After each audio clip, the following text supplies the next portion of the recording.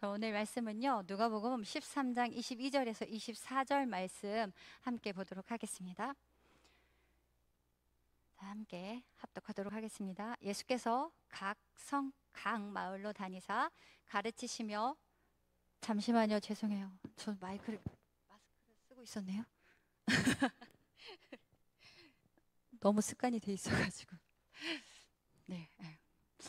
다시 합독하도록 하겠습니다. 자, 예수께서 각 성, 각 마을로 다니사 가르치시며 예루살렘으로 여행하시더니 어떤 사람이 여짜오되 주여 구원을 받는 자가 적으니까 그들에게 이르시되 좁은 문으로 들어가기를 힘쓰라. 내가 너희에게 이르노니 들어가기를 구하여도 못하는 자가 많으니라. 아멘. 오늘은 예수의 길이라는 말씀을 갖고 함께 은혜를 나누고자 하는데요. 여러분, 신앙생활 하는 동안 이런 질문 하나쯤 하게 되는데, 어떤 것이냐면 과연 내가 지금 어떤 길을 가고 있는가? 예, 이렇게 고민들 해보셨나요? 내가 과연 어떤 길을 가고 있지? 네, 이런 고민들 한 번쯤 해보셨으리라고 생각을 하는데요. 우리는 아무런 의심 없이 또 성경에 대한 갈급함도 없이 어릴 적에는 선생님들이 전해주시는 그런 분반 공부를 통해서, 그리고 예배의 설교를 통해서 하나님을 듣고, 그리고 글로만 배운 신앙의 삶을 살아가고 있는 건 아닌지, 그리고 하나님께 잘하면 복 받고 못하면 벌 받는다라는 단순하고 무지한 신앙생활을 하는 것이 우리의 신앙관의 전부가 아니었을까 한다는 것입니다. 그런데 우리의 신앙이 하나님은 저 멀리 안개 속에서 계시는 분이요, 그리고 존재는 알지만 내 삶에 명확하게 가식적으로 보이지 않는 분, 그런 존재로만 여겨지는 삶. 그리고 이는 마치요, 우리가 안개 속을, 그러니까 우리가 운전을 하다가 갑자기 안개를 만났을 때 그 짙은 안개와도 비슷한 것이기도 하거든요. 앞차를 구분하기도 힘들고, 또 혹시 모를 그 돌발 상황, 그런 상황을 예측하는 것도 거의 불가능한 채 내 앞에 무언가는 있는데, 그렇죠? 내 앞에 무언가는 분명히 있어요. 그런데 형태를 알 수 없는 것과 같은 상황. 그렇게 하나님은 안개 속에서 멀리 보이는 사물처럼 흐릿한 존재이며, 또 분명히 우리 삶을 관여를 하시고 계셔요. 그렇죠?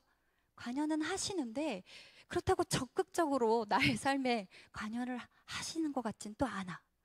그렇다고 또 내가 막 무엇인가를 마음대로 막 하고 싶은 대로 하는데 그걸 못하게도 안 하셔. 그런 면에선 내가 막 하고 싶은 대로 하는데 가만두실 때, 그런 면에서는 어찌 보면 참으로 자비로우신 그런 하나님으로 보이기도 하지만, 한편으로는 정말 우리 하나님 이상하다, 이상한 분이시다, 이렇게 여기면서 사는 신앙생활. 그렇게 우리의 하나님은요, 그러니까 안개 속에 만나는 희미한 존재로, 그 이상도 그 이하도 아닌 그 하나님이 언제나 나와 여러분과 함께 하신다는 사실이에요. 그런데 오늘 함께 읽은 이 9절 말씀은 이와 같은 믿음을 갖고 예수를 믿던 사람들에게 참으로 놀라운 말씀, 그 놀라운 말씀을 하고 계시다라는 거예요. 그저 신앙이 이 정도로만 유지되면 좋겠다라는 사람들에게요, 성경은 정확하게 해답을 제시하고 있다라는 것이에요. 그러기에 아직도 희미한 그 무엇인가가 예수의 전부로 알고 따르는 우리에게 오늘 이 메시지가 무엇을 전해주는지 함께 나누고자 합니다. 자, 첫 번째로요, 예수의 길은 미래를 향한 길입니다. 예수님은 여러 성읍과 마을을 거쳐 당신의 사역의 종착점, 그 종착점을 향해 가고 있었습니다. 그것은 바로 우리가 너무나도 잘 알고 있는 어디? 예루살렘, 바로 그곳이었는데요. 예루살렘이 어떤 곳입니까? 그것은 지리적으로 다윗 시대 이후에 팔레스타인의 수도이기도 합니다. 그래서 예루시, 소유와 살렘, 평화, 즉 평화의 소유라는 뜻을 가진 도시입니다.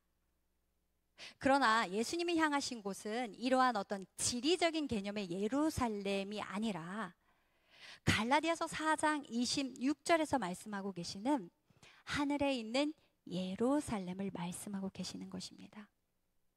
그것은요, 곧 율법에게 종노릇하는 자들을 해방시키신 예수 그리스도께서 통치하시는 어디?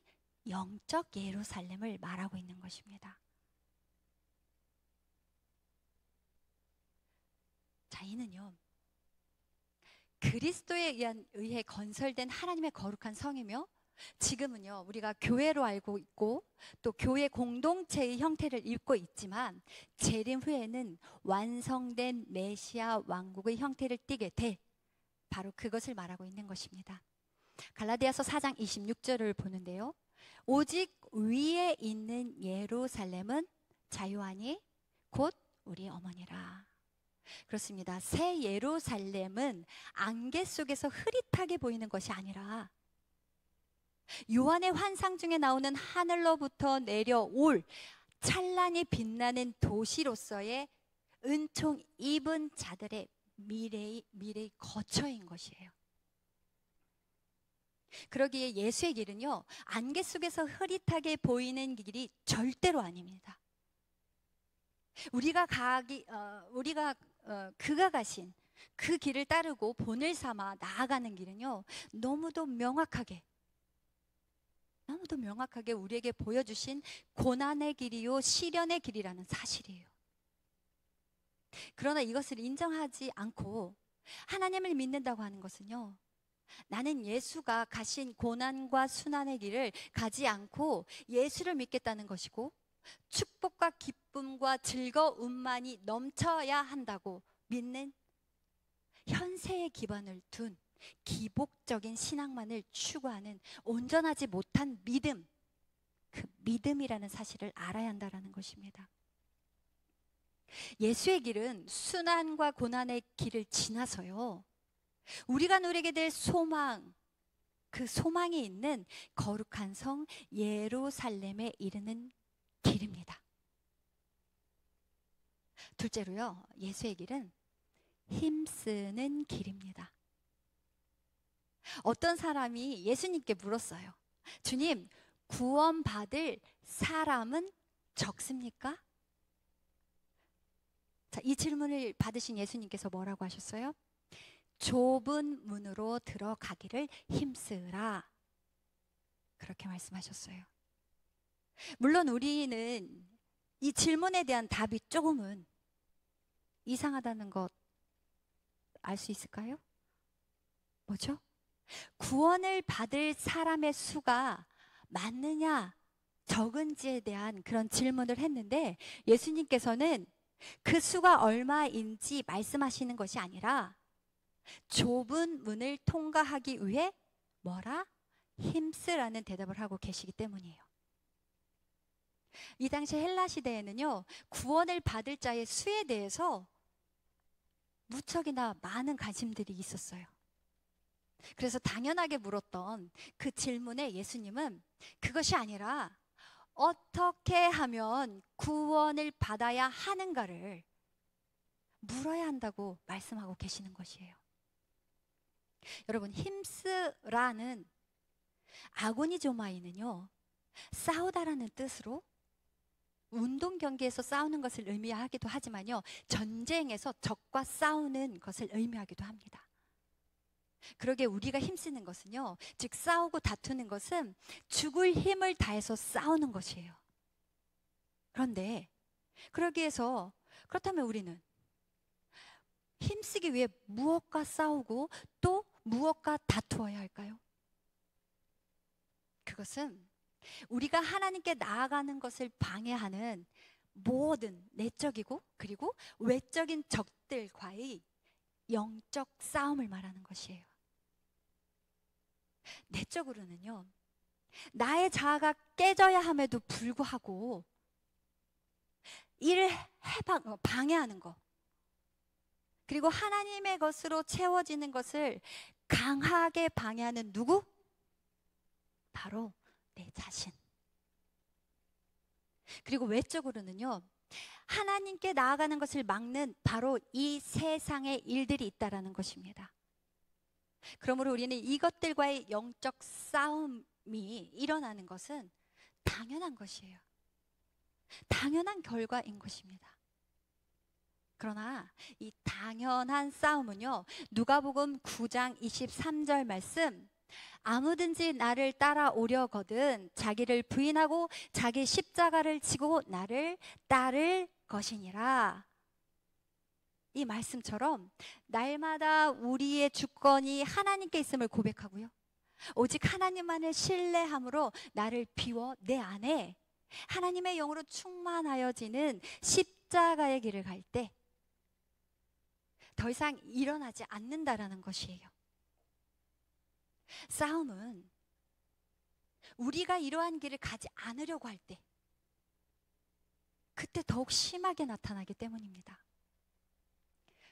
그걸 영적 갈등이라고 하는데요, 하면 안 되는 일인지 알면서도 썩어질 것을 놓고 끊임없이 갈등하는 삶.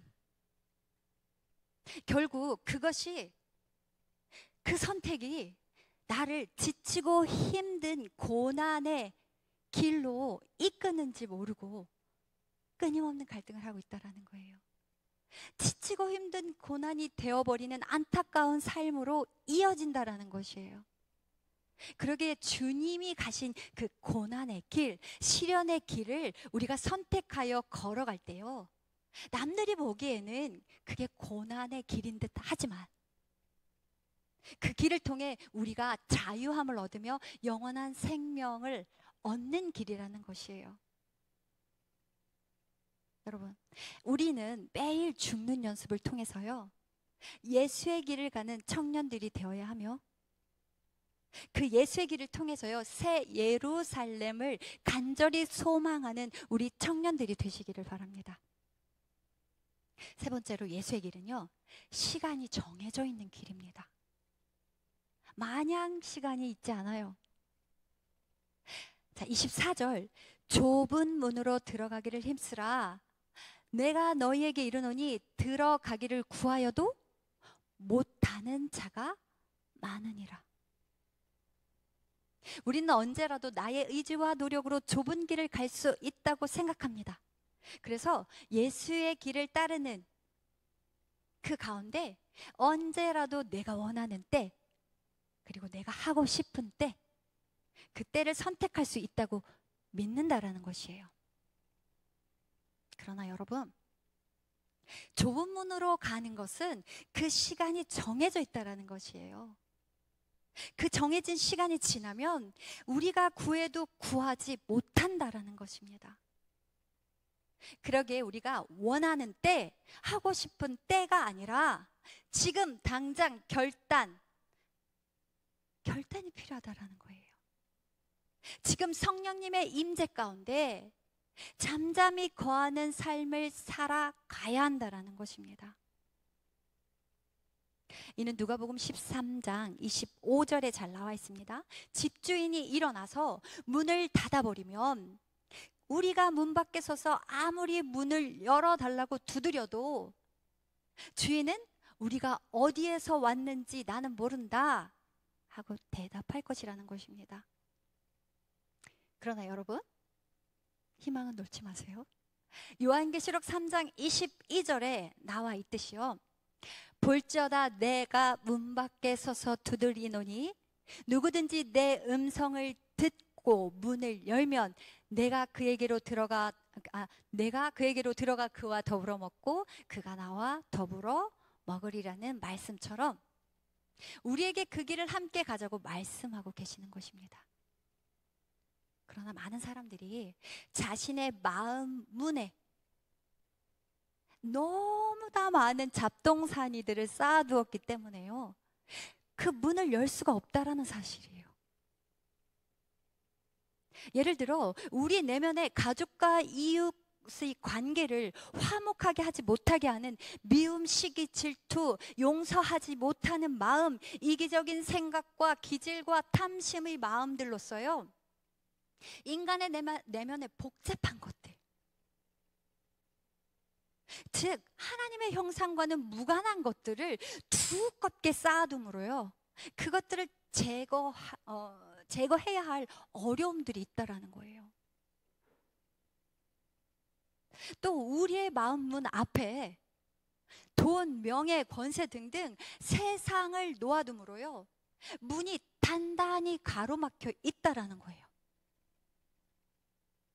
이 모든 장애물들은 모두 제거되어야 하는데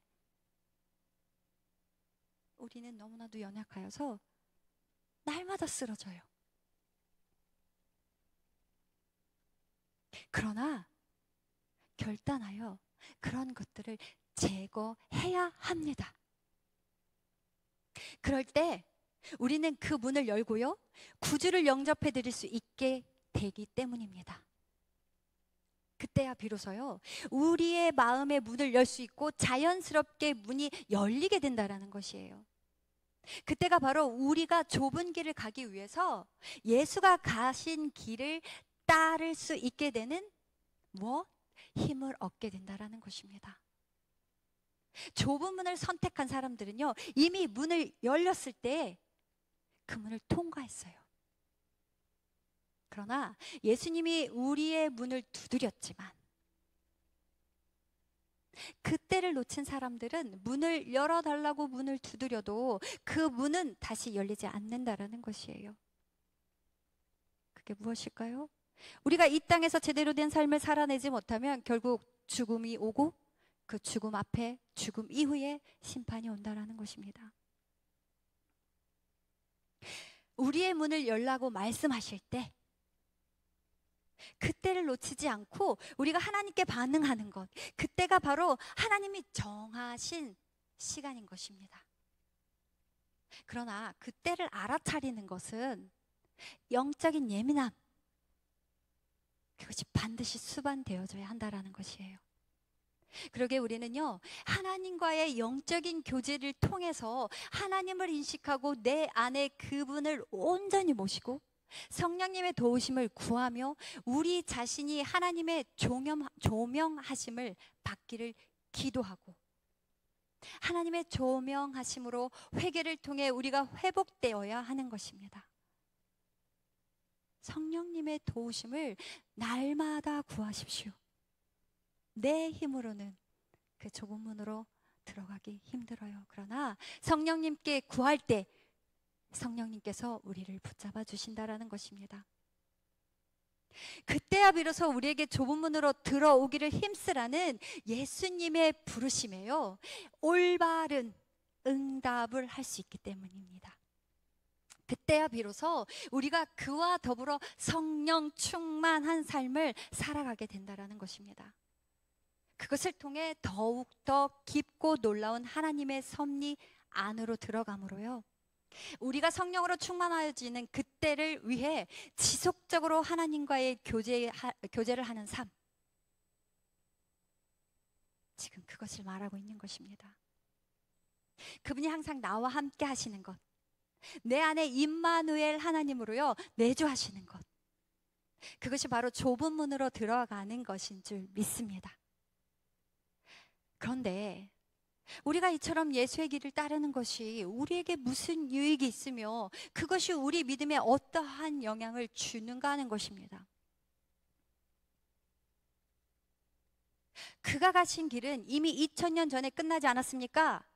굳이 우리가 다시 그 고난의 길, 좁은 길을 가야 하는 이유가 우리에게 있을까요? 그냥 상징적인 의미로 우리에게 말씀하고 계신 건 아닌가요? 하고 반문하는 사람이 있을지도 모릅니다. 그러나 여러분, 마태복음 22장 14절에 청함을 받은 자는 많되 택함을 입은 자는 적으니라.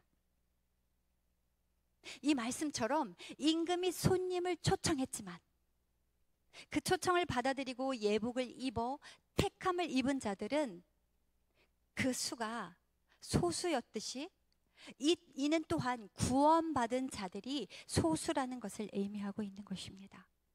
그러기에 하나님 나라에 최종적으로 들어간다라는 의미에서 구원은 미래적인 것이지만 그 구원을 결정하는 것, 그것이 무엇일까요? 그것은 현재적인 신앙의 삶이라는 것을 생각할 때요, 지금 현재를 사는 우리들의 삶의 의미가 더욱더 깊어지리라 믿습니다. 지금 내 삶이 중요하다는 거예요. 그러기에 예수가 가신 길을 생각하고 그 좁은 문을 갈 때 우리는 고난이 유익이 되는 것이며, 우리의 삶은 현재를 살지만 소망을 품고 기쁨으로 사는 삶을 살아갈 것입니다. 한 번 믿었기에 구원받았다고 말하면서요, 자기 뜻대로 사는 사람과 그리고 삶에 아무런 변화도 열매도 없이 사는 사람은 결코 구원에 이르는 좁은 길, 예수의 길을 가고 있는 것이 아닐 것입니다.